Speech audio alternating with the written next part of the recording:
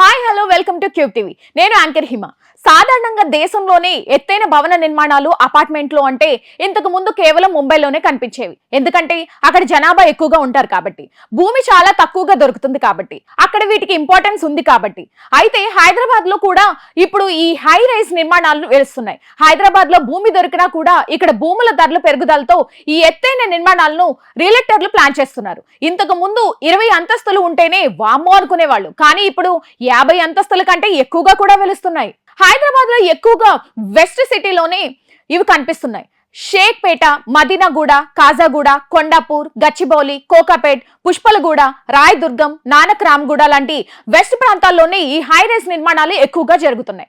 ఎత్తైన బిల్డింగ్స్ లో నివసించడం కూడా కొందరు స్టేటస్ సింబల్ గా భావిస్తున్నారు. దాంతో పాటు అక్కడ అన్ని రకాల సదుపాయాలు ఉండడం కూడా జనాలను ఆకర్షిస్తోంది. బ్యూరోక్రాట్లు, ఎంటర్ప్రెన్యూవర్లతో పాటు ఇతర ప్రముఖులు కూడా ఇలాంటి ఎత్తైన అపార్ట్మెంట్లలోనే ఫ్లాట్లలో నివసించేందుకు ఎక్కువగా ఇంట్రెస్ట్ చూపిస్తున్నారు. దాంతో వారి ఇష్టాలకు అనుగుణంగా వీటిని నిర్మిస్తున్నారు.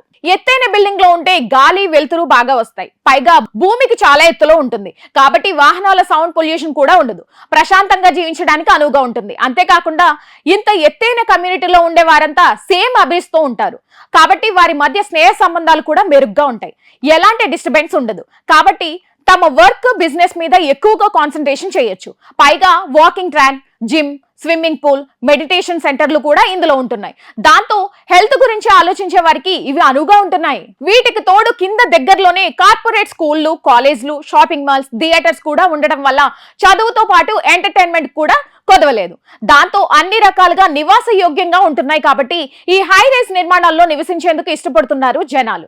ప్రస్తుతం హైదరాబాద్ లో 200 మీటర్ల ఎత్తులో 50 నుంచి 59 అంతస్తుల ఎత్తులోనే ఈ అపార్ట్మెంట్ల నిర్మాణాలు జరుగుతున్నాయి. ఎత్తు పెరిగే కొద్దీ నిర్మాణానికి ఖర్చు ఎక్కువగా ఉంటుంది కాబట్టి ఇందులో ధరలు కూడా ప్రీమియంగానే ఉంటున్నాయి. కాకపోతే ముంబై లాంటి నగరాలతో పోలిస్తే చాలా తక్కువే కాబట్టి కావాలనుకునే వారు త్వరపడండి.